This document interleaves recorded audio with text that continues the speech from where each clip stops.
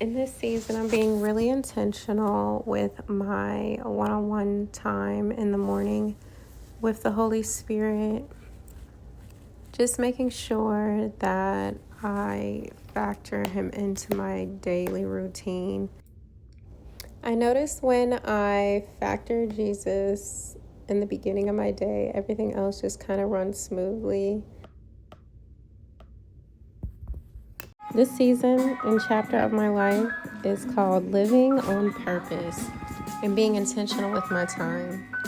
I've learned something powerful in this season of my life. My time is holy, not because every moment looks productive and not because my schedule is packed, but because God entrusted my time to me. And for a long time, I didn't treat it that way. I let my days lead me instead of me leading my days. I let urgency speak louder than intention. I let distractions steal moments I can never get back. But something shifted.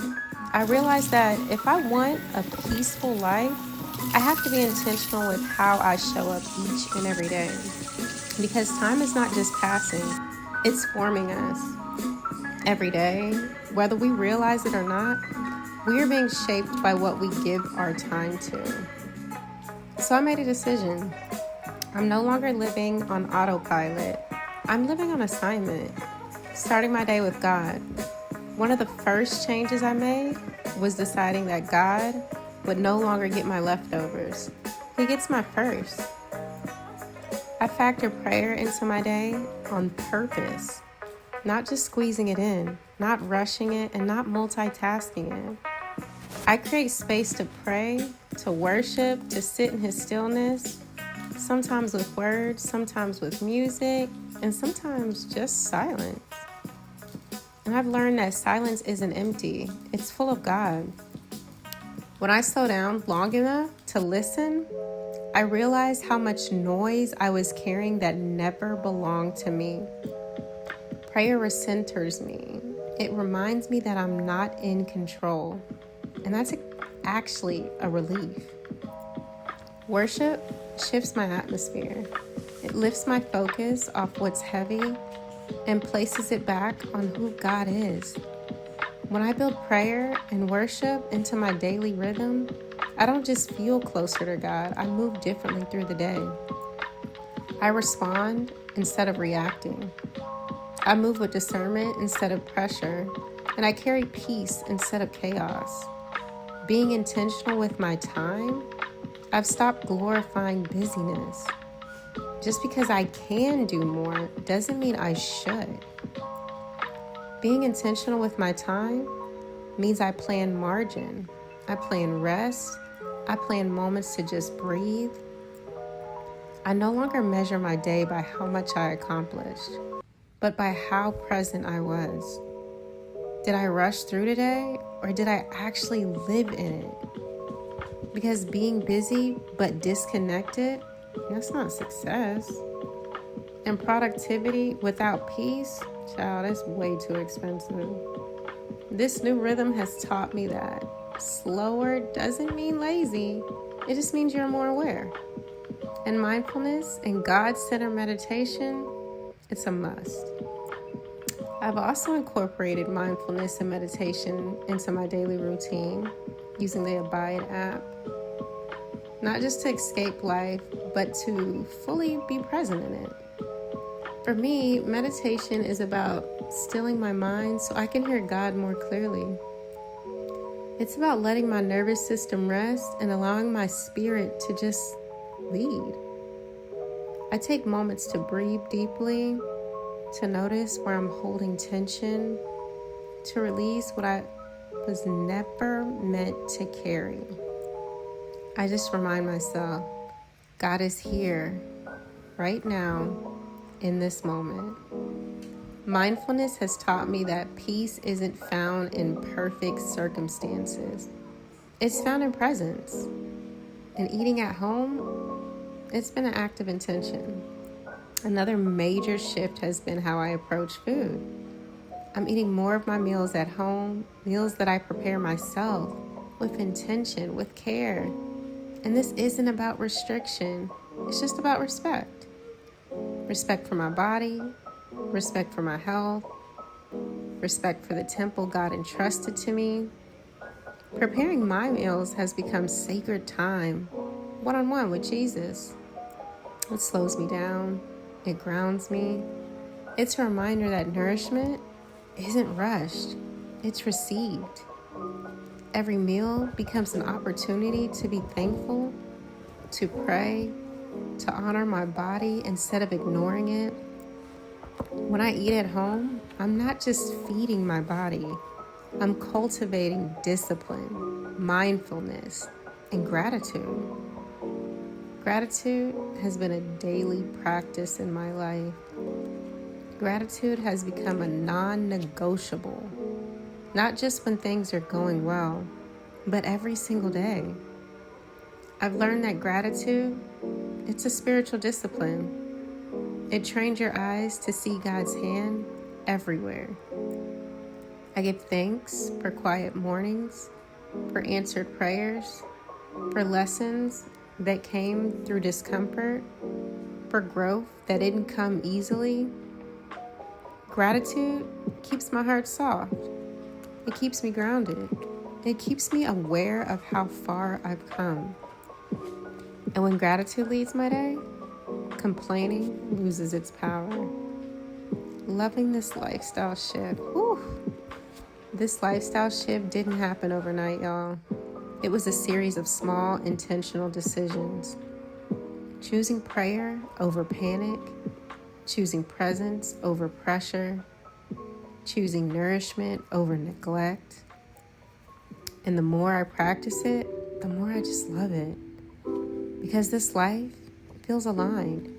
It feels rooted. It feels peaceful. I'm not rushing to keep up with anyone anymore. I'm walking at the pace God set for me. And I've learned that when I guard my time, I protect my peace. When I build my days intentionally, I create space for God to just move. This isn't perfection, it's practice. And every day, I choose again to live on purpose.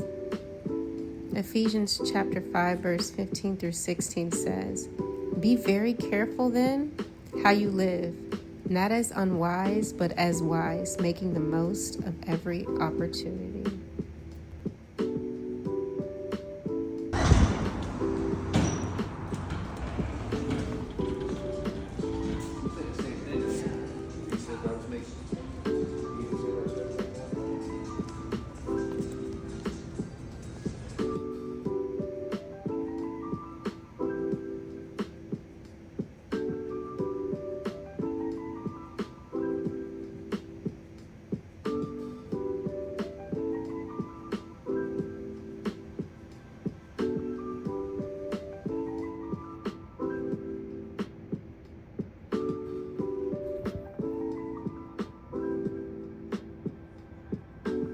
Civic and Strategic Prayer. Copyright 2015 by Priscilla Shire. All rights reserved. Please visit christianaudio.com, facebook.com/christianaudio, or twitter.com/christianaudio to offer your impressions of this work and to explore additional titles. For Annie Eileen Cannings, because you've taught me the power of writing down my prayers. In The Lord of the Rings, The Two Towers, Theoden says, "I will not risk lifting at Christmas time. I'm expecting some grass stains, ink smears, dog ears, battle scars. A few of those little wrinkly circles that form on the pages when an accidental drop of tea, if not a tear escaping from your eye, spills across 2 or 3 lines of text. Unmistakable signs that you've been here, that you've been involved here, invested here. I want pages ripped out and written on, the edges tattered and the corners curled. I want your kids afraid to touch it without using plastic gloves, perhaps even the salad tongs. This book is just not meant for pretty reading. It's not for coffee table curiosity and other such cameo appearances.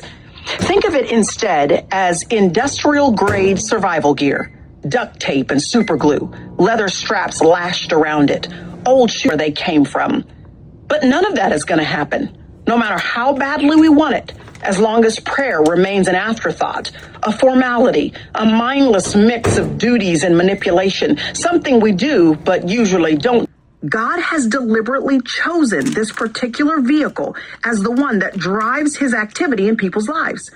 It's what he allows us in this incredible power tool he's placed in our hands.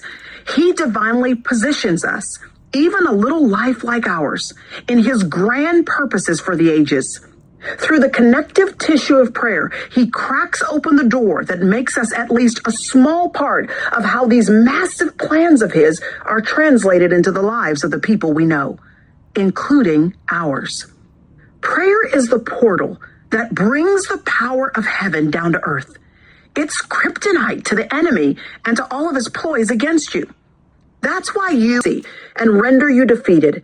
It's been drawn up on a blackboard by someone who knows where you live and whom you love, and from long experience how to best exploit every single one of them.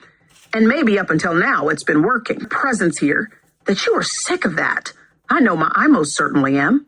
Deteriorate around me, as well as in the lives of those that I care. For a while you'd give up without much of a fight.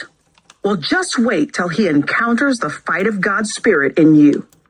Because this means war. Opening in prayer. To anybody else, this photo probably wouldn't mean anything. No one would pay a lot of money or give large amounts of their attention to it. It wouldn't be to them the personal treasure that it is to me. Because to them, it'd be just a photo, a random image of two hands. One of the hands, as you see, is wrinkled and worn, visibly older. A couple of the nails are a bit bruised and tattered. There's no jewelry to adorn any finger, and no real attempt at cosmetic touches. It's just plain, simple, strong and storied, yet nobly, humbly feminine. The second